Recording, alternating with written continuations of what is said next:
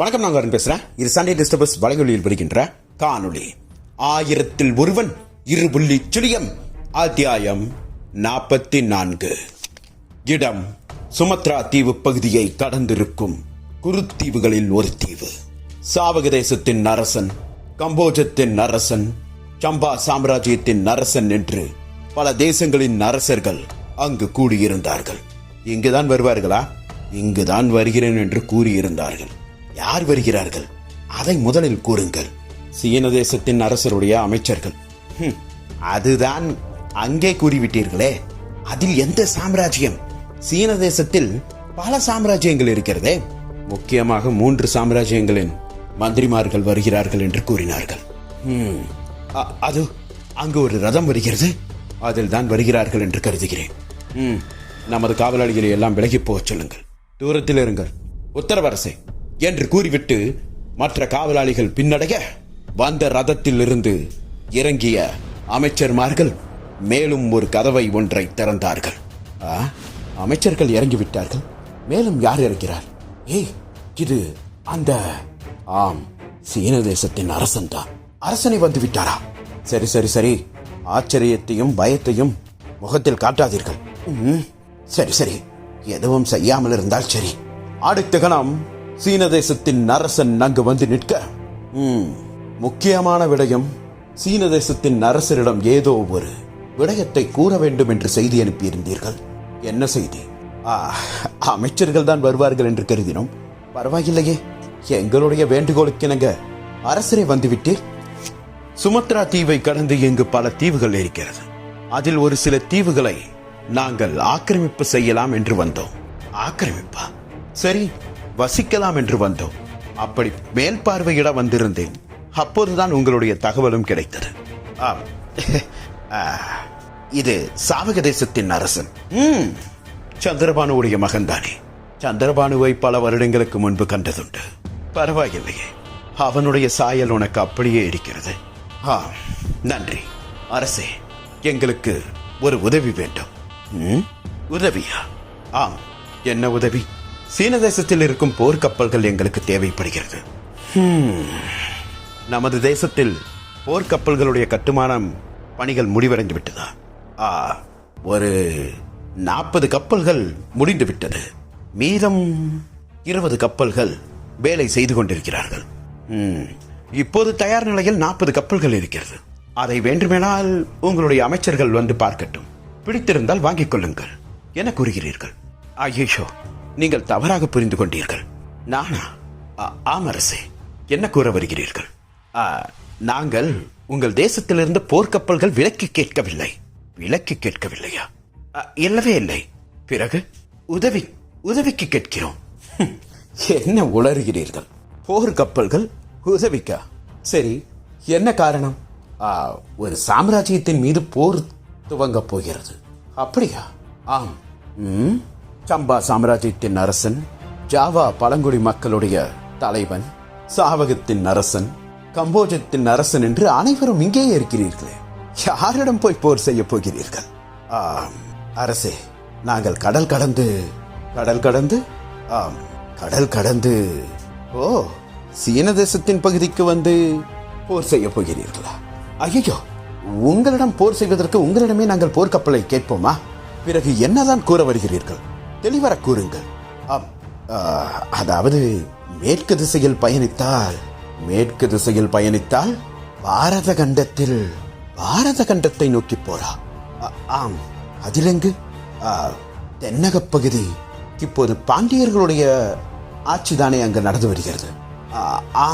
அதுதான். பாண்டியர்கள் மீது போர் தொடுக்கப் போகிறீர்களா? அரசே, அதுதான். உங்களுக்கெல்லாம் என்ன பைத்தியம் பிடித்து விட்டதா? தென்னகத்தின் மீது எப்படி போர் துவங்கலாம் என்று அனைவரும் வந்தீர்கள். நமது நாடும் சீனமும், ஏன் மேற்கத்திய நாடுகள் பலவற்றையும் தென்னகத்தை நம்பித்தான் இருக்கிறது. சட்டென்று அவர்கள் மீது போர் துவங்கப் போகிறீர்கள் என்று கூறுகிறீர்கள். உங்களுக்கெல்லாம் புத்தியில் ஏதேனும்? அரசு, பாண்டியர்கள் முன்பு வாழ்ந்தவர்கள் போல அல்ல. சங்க காலத்தில் வாழ்ந்த பாண்டியர்கள், பிற்காலத்தில் வாழ்ந்த பாண்டியர்கள் என்று அவர்களிடம் நாணயமே கிடையாது. பிறகு வணிகம் எல்லாம் எப்படி செய்கிறார்கள்? ஐயோ, அந்த நாணயம் கூறவில்லை. நீதி நேர்மை அது இல்லை என்று கூற வந்தேன். இப்போது பாண்டியர்கள் மீது போர் துவக்கும் அளவுக்கு என்ன நடந்துவிட்டது? அதுதான், நாங்கள் எங்களுடைய தேசத்திலிருந்து செல்லும் கப்பல்களை எல்லாம் அங்கிருக்கும் கொள்ளையர்கள் கொள்ளையடித்துக் கொண்டிருந்தார்கள். சரி, நாங்களும் பகையெல்லாம் மறந்துவிட்டு பாண்டியர்களை உதவிக்கு அழைத்தோம். பார்த்தால் பாண்டியனுடைய தம்பிதான். அவன் பெயர் என்ன? வீரபாண்டியன். வீரபாண்டியன் அவன்தான் வந்து அனைத்து பொருட்களையும் கொள்ளையே அடித்திருக்கிறான். அண்ணன் பாதுகாப்பதை போல பாதுகாப்பானாம். தம்பி இப்படி ஒரு செயலில் ஈடுபட்டிருக்கிறான். அந்த தம்பியுடைய பெயரை என்ன கூறினீர்கள்? வீரபாண்டியன். வீரபாண்டியன். அடுத்த கணம் சீன தேசத்தின் அரசன் சாவகனை பார்த்து புன்னுருவல் செய்ய, என்ன அரசே, என்னை பார்த்து புன்னுருவல் செய்கிறீர்கள்? இப்போது புரிகிறது. கொள்ளையடிக்கப்பட்டது உண்மையில் பொருட்களா? ஆம், நாங்கள் விலைமதிப்பு மிக்க பல பொருட்களை இலங்கை தேசத்தின் அரசனுக்கு அனுப்பி வைத்தோம். ஆனால் ஒரு பொருள் கூட அவனை கொண்டு போய் சேரவில்லை. ஆகையால் உங்களுக்கு ஒரு காரணம் கிடைத்து விட்டது. பாண்டியர்கள் மீது போர் துவங்க. என்ன காரணம் என்று கூறுகிறீர்கள்? சந்திரபானு வீரபாண்டியன் கையால் கொல்லப்பட்டான் என்பது வரலாறு. இது அனைத்து தேசங்களுக்கும் தெரியும். பாண்டியர்களுக்கும் தமிழர்களுக்கும் நீங்கள் இங்கு கொடுமைகள் அதிகமாக செய்து கொண்டு வருகிறீர்கள் என்றும் சீனத்தில் இருக்கும் தமிழக வணிகர்கள் பல பேர் எங்களிடம் கூறியதுண்டு. இன்னும் சிலர் சுமத்ரா தீவுகளிலோ சாவகத்திலோ கடாரத்திலோ தங்காமல் கூட ஓரிரவிலேயே சீன தேசத்திற்கு பயணித்துக் கொண்டு வந்து விடுவார்கள். இப்படி உங்கள் நாட்டு விவகாரமும் பாண்டிய தேசத்தில் என்ன நடக்கிறது என்பதும் எங்களுக்கு தகவல்கள் வந்து கொண்டேதான் இருக்கிறது. இப்போது மெய்யை கூறலாமே, பொய்யுரைக்க வேண்டாம். என்னுடைய நேரத்தையும் வீணடிக்க வேண்டாம். அது ஒன்றுமில்லை அரசே, இருங்கள், நானே பேசுகிறேன் என்று சாவக தேசத்தின் அரசன் முன்வர, உமக்கு என்ன வேண்டும்? தீரா பகையை தீர்த்து கொள்ள வந்திருக்கிறேன். எமது தந்தையை கொன்றவனுடைய உயிரை நான் பறித்தாக வேண்டும்.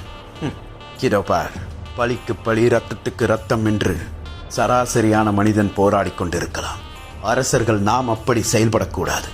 அப்படி செயல்பட்டால் பிறகு சரி வராது. பாண்டியர்கள் ஒன்றும் குறைத்து எடை போட முடியாது. அவர்களுடைய நிலப்பரப்பு மிக பெரியது. அதெல்லாம் ஒன்றும் கவலை வேண்டாம். அவர்களுடைய வடக்கு பகுதியிலிருந்து கலிங்கத்தார் எமக்கு உதவி செய்வார்கள். இலங்கை தேசத்தின் அரசனிடமும் தூதனுப்பி அவனையும் என் பக்கம் நிற்க வைத்து விடுவேன். பிறகு உங்களுடைய உதவியும் போர் கப்பல்களும் மட்டும் இருந்தால் போதும். முன்பே திட்டங்களை எல்லாம் தீட்டி விட்டீர்கள். ஆம், கடல் வழி போர் என்பதால் எங்களுக்கு போர்க்கப்பல்கள் அதிகமாக வேண்டும். அதுதான் உங்களிடம் உதவி கேட்கலாம் என்று வந்தோம். உங்களிடம் எத்தனை போர்க்கப்பல்கள் இருக்கிறது? எங்களிடம் சுமார் 200 போர்க்கப்பல்கள் இருக்கிறது, அனைத்து ராஜ்யங்களையும் சேர்த்து பார்த்தால். சரி, என்னிடமிருந்து எத்தனை போர்க்கப்பல்கள் உங்களுக்கு தேவைப்படும்? ஒரு 100 போர்க்கப்பல்களாவது தேவைப்படும். அமைச்சரே, அரசே, நம்மிடம் 100 கப்பல்கள் தயார் நிலையில் இருக்கிறதா? நம்மிடம் 1000க்கும் மேற்பட்ட கப்பல்கள் தயார் நிலையில் தான் இருக்கிறது. ஆகையால் 100 கப்பல்கள் கொடுத்து விடலாம். சரி, 300 கப்பல்களாக எடுத்துக்கொள்ளுங்கள். அடுத்த கணம் அங்கிருந்தவர்கள் அனைவரும், எமது செவியில் விழுந்தது உண்மைதானா? ஆம், 300 கப்பல்கள் என்றுதான் கூறினான். 300 போர்க்கப்பல்களா? ஆம், 300 போர்க்கப்பல்களையும் வைத்துக் கொள்ளுங்கள். பாண்டியர்களிடம் கண்டிப்பாக 200லிருந்து 300 போர்க்கப்பல்களாவது இருக்கும். அதை முறியடிக்க வேண்டும் என்றால் உங்களுக்கு மேலும் போர்க்கப்பல்கள் தேவைப்படும். சீன தேசத்தின் அரசரே, எங்களுடைய வேண்டுகோள் இவ்வளவு சுலபமாக நடந்துவிடும் என்று நாங்கள் கருதவே இல்லை. நீங்களும் தமிழகத்தை வணிகத்தால் நாடிக்கொண்டிருக்கும் காரணத்தினால் எங்கு உதவி செய்வீர்களோ மாட்டீர்களோ என்று ஐயத்தில் இருந்தோம். சாவகா, கம்போஜா, அனைவரும் கேளுங்கள். நான் ஒன்றும் அவ்வளவு நல்லவன் கிடையாது. இதில் எனக்கும் ஆதாயம் வேண்டும். என்ன கூற வருகிறீர்கள்? சாவகன் பாண்டியர்கள் மீது போர் துவங்கப் போகிறான். அதற்கு காரணம் தீரா பகை. கம்போஜம், ஜாவா பழங்குடி தலைவன், சம்பா சாம்ராஜ்யம், நீங்கள் எல்லாம் எதற்காக பாண்டியனை எதிர்த்து போர் செய்கிறீர்கள் என்று நான் அறிந்து கொள்ளலாமா? இல்லை, சாவகனுக்கு உண்மையே கூறிவிடுங்கள். அது ஒன்றுமில்லை சீன தேசத்தின் அரசரே. அங்கு புத்தரின் பல் இருக்கிறது. அந்த பல் மட்டும் எங்களுடைய ராஜ்யத்திற்கு வந்தால் போதும். இவன் பாண்டியர்களை வீழ்த்த வேண்டும். எங்களுக்கு புத்தருடைய பல் வேண்டும். சரி, அனைவருக்கும் ஒவ்வொரு காரணங்கள் இருக்கிறது. இதில் நான் இந்த காரணத்தை எடுத்துக்கொள்ள உங்களுக்கு வேண்டுமானாலும் நாங்கள் இப்போது 4 மாதங்கள் புத்தருடைய பல் எங்களுடைய தேசத்தில் வைத்துக் கொள்ளலாம் என்று கருதினோம். வேண்டுமானால் 3 மாதங்களாக மாற்றிக்கொண்டு நீங்களும் 3 மாதங்கள் வைத்துக் கொள்ளுங்களேன். முடிந்துவிட்டது கதை. என்ன, எமக்கு புத்தரின் பல்லெல்லாம் தேவையில்லை.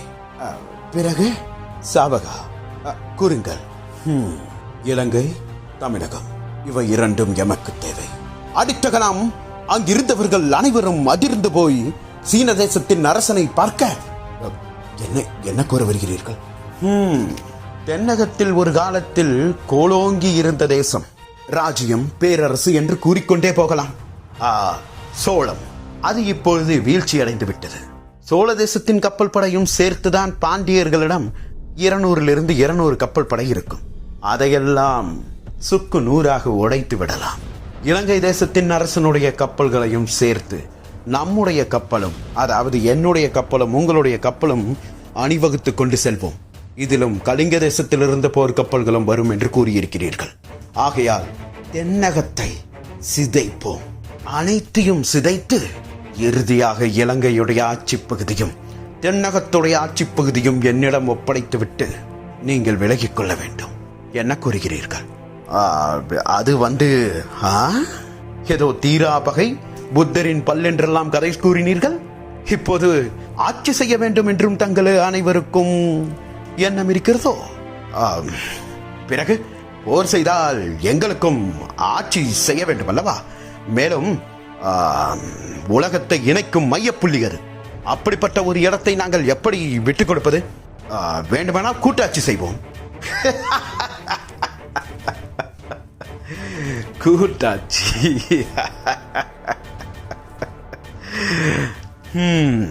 அப்படி என்றால் என்னை இந்த ஆட்டத்தில் சேர்த்துக் கொள்ளாதீர்கள்.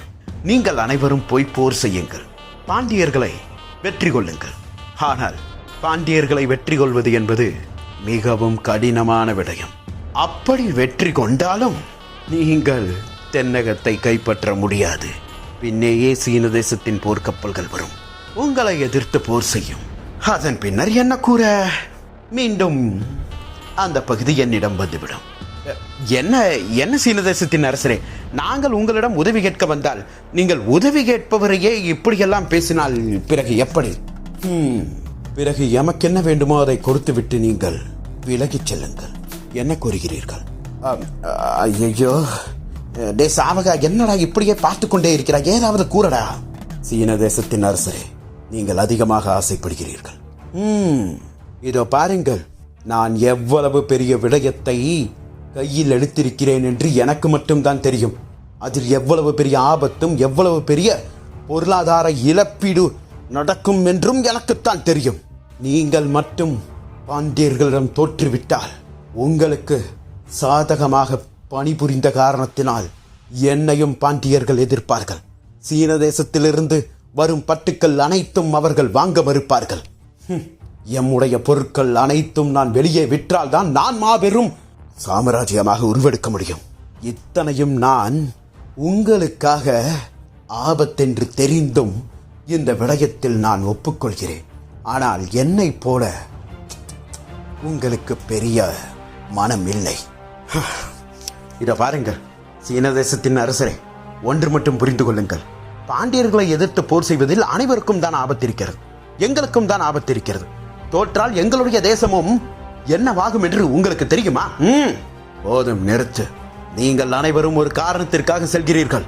அதில் தோல்வியுற்றால் அதன் பின்னர் வருகின்ற பின் விளைவுகளுக்கு நீங்களே பொறுப்பாவீர்கள். ஆனால் சீனம் நான் என்ன செய்தேன்? இழப்பீடு எனக்கு தேவைப்படாதா? கூறுங்கள். சாவகா, இவன் ஏதோ ஒரு திட்டத்தில் தான் இருக்கிறான். இப்போதைக்கு பாண்டியர்களை வீழ்த்த வேண்டும். ஏதாவது ஒன்று செய்து அவனை ஒப்புக்கொள்ளச் செய். சரி, பாண்டியர்களை வீழ்த்தி விடலாம். தென்னக பகுதியை நீங்கள் கைப்பற்றிக் கொள்ளுங்கள். ஆனால் இலங்கை தேசத்தின் அரசனும் நமக்கு சாதகமாகத்தானே நம்மோடு சேர்ந்து போர் செய்ய போகிறான். அவனுடைய ராஜ்யத்தை எப்படி கைப்பற்றுவது? அதை பற்றி நீ ஒன்றும் கவலை கொள்ள வேண்டாம்.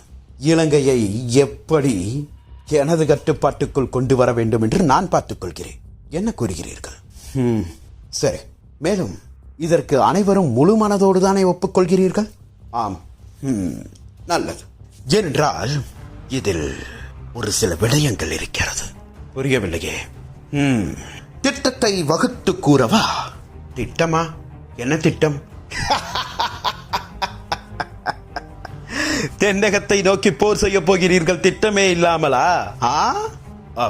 அப்படி என்றால் நீங்கள் அந்த மைய புள்ளி, நீ கூறியதைப் போல உலகத்தின் மைய புள்ளி அந்த தென்னகம்தான்.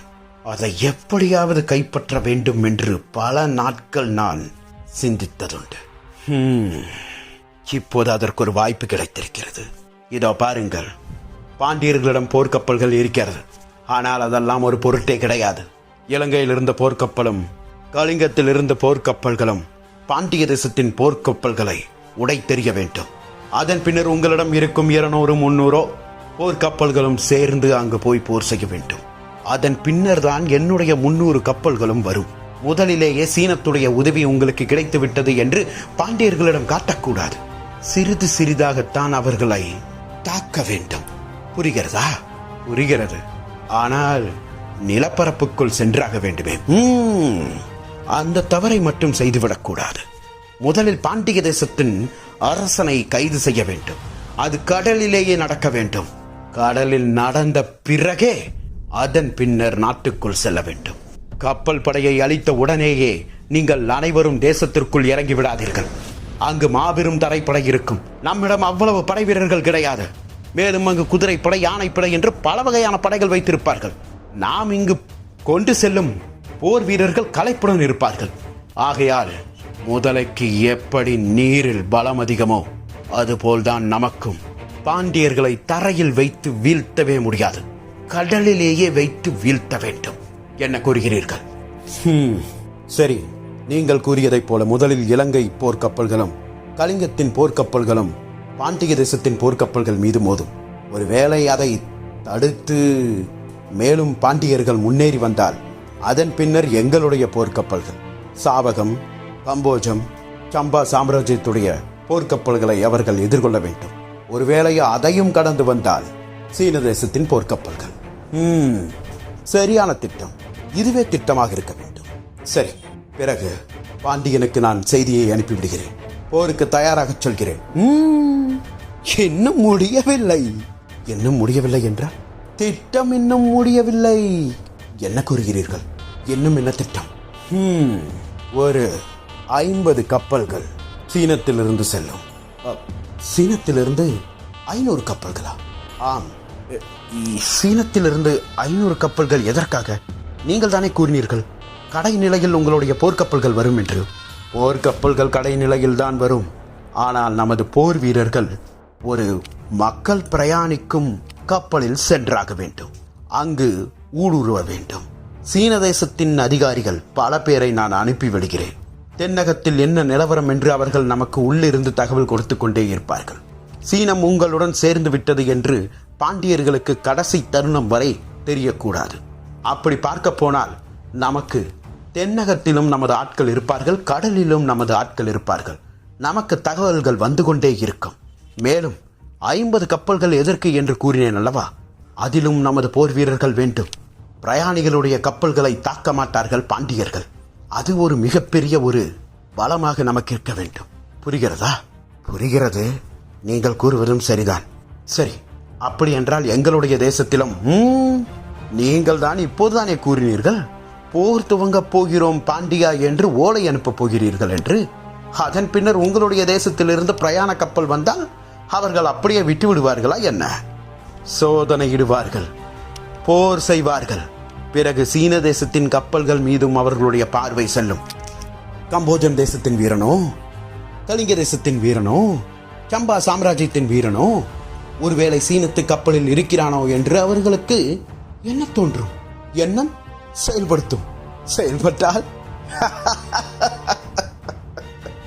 என்ன நடக்கும் என்று நான் கூற வேண்டுமா என்ன? சரி, பிறகு அவ்வாறே செய்துவிடலாம். நாங்கள் உங்களுக்கு தகவலை கொடுத்து கொண்டே இருக்கிறோம். உங்களுடைய கப்பல்கள் எப்போது வந்து சேரும்? மேலும் ஒரு தகவல், ஒரு விடயம் இருக்கிறது. என்ன சீன தேசத்தின் அரசரே, அனைத்தும் சரியாக கூறிவிட்டீர். நாங்களும் அதை ஒப்புக்கொண்டோம். இன்னும் என்ன விடயம்? புத்தரின் பல்லுமா? அதையெல்லாம் நீங்களே வைத்துக் கொள்ளுங்கள். எனக்கு வேறொரு விடயம் தோன்றுகிறது. அதை நாம் கண்டிப்பாக செயல்படுத்த வேண்டும் என்றும் தோன்றுகிறது. என்ன விடயம் உங்களுக்கு தோன்றுகிறது? நமது ராஜ்யங்களில் தமிழக வணிகர்களும் தமிழக மாலுமிகளும் இருப்பார்கள். இருக்கிறார்கள். அதற்கென்ன இப்போது? அவர்களை நாம் செயல்படுத்த வேண்டும். என்னதே, அவர்களையா? ஆம், கப்பலை செலுத்த அவர்களை நாம் உபயோகிக்க வேண்டும். அடச்சை, இவ்வளவு நேரம் ராட்சச திட்டத்தை தீட்டிக் கொண்டிருந்தான் என்று கருதினேன். இறுதியாக கூறினான் பார் பெருச்சாளி திட்டத்தை. ஏன் பிடிக்கவில்லையா? என்ன சீன தேசத்தின் அரசனே, என்ன கூறுகிறீர்கள்? தமிழக வணிகர்கள், தமிழக மாலுமிகள், தமிழக நாட்டைச் சேர்ந்த கப்பல் ஓட்டிகள் என்று அவர்களை எல்லாம் நாம் எதற்காக நம்மோடு சேர்த்துக்கொள்ள வேண்டும்? மேலும் நாம் தென்னகத்தை நோக்கி போர் செய்ய போகிறோம். தமிழர்களை எதிர்த்து போர் செய்ய போகிறோம். அவர்கள் நமக்கு உதவாவிட்டால், இறுதி கட்டத்தில் அவர்களுடைய மனநிலையை மாற்றிவிட்டால், அவ்வாறெல்லாம் நடக்காதவாறு நீங்கள் நடந்து கொள்ளுங்கள். அவர்களுக்கு என்னெல்லாம் சலுகை வேண்டுமோ கொடுத்து விடுங்கள். அடிபடியாதவர்களை, அவர்களுடைய குடும்பத்தை துன்புறுத்துங்கள். பெண்கள் என்று கூட பாராதீர்கள். அவர்களை கைதியாக்கி அவர்களுடைய கழுத்தோரம் கத்தி வைத்து அவனை செயல்படுத்த சொல்லுங்கள். ஆனால் இதெல்லாம் எதற்கு? நம்மிடமும் கப்பல் மாலுமிகள் இருக்கிறார்களே, நம்மிடமும் ஆக சிறந்த வீரர்கள் இருக்கிறார்களே. கடல் கடல் எங்கிருந்து பார்த்தாலும் ஒரே மாதிரி தெரியும். ஆனால் அப்படி இல்லை. கடலுக்கும் ஒரு குணம் இருக்கிறது. அந்த குணத்தை அறிந்தவர்கள் தமிழர்கள். கடல் போரில் கடலின் குணம் சட்டென்று மாறும். அந்த மாற்றங்களுக்கு ஏற்றவாறு அங்கு போர் செய்ய வேண்டும். கடல் போரை பற்றி அனைவரும் அறிந்து கொள்ள வேண்டியது பலவற்றை இருக்கிறது. என்னதான் வீரமும் தீரமும் நம்மிடம் அதிக படை வீரர்களும் அதிக போர்க்கப்பல்களும் இருந்தாலும் வெற்றியை தீர்மானிக்கப் போவது அப்போது இருக்கும் காலநிலையும் கூட. அந்த காலநிலைக்கு ஏற்றவாறு கப்பலை செலுத்தவும், கப்பலை அருமையாக செயல்படுத்தவும் நமக்கு முக்கியமாக தமிழர்களுடைய அறிவு தேவை. தமிழக மாலுமிகள் தேவை. தமிழக கப்பலோட்டிகள் தேவை. அவர்களெல்லாம் நமது நாட்டிலேயே இருக்கிறார்கள். பல வருடங்களாக இருக்கிறார்கள். அவர்களுக்கு அரசாங்க வேலையை கொடுங்கள். பல சலுகைகளை கொடுங்கள்.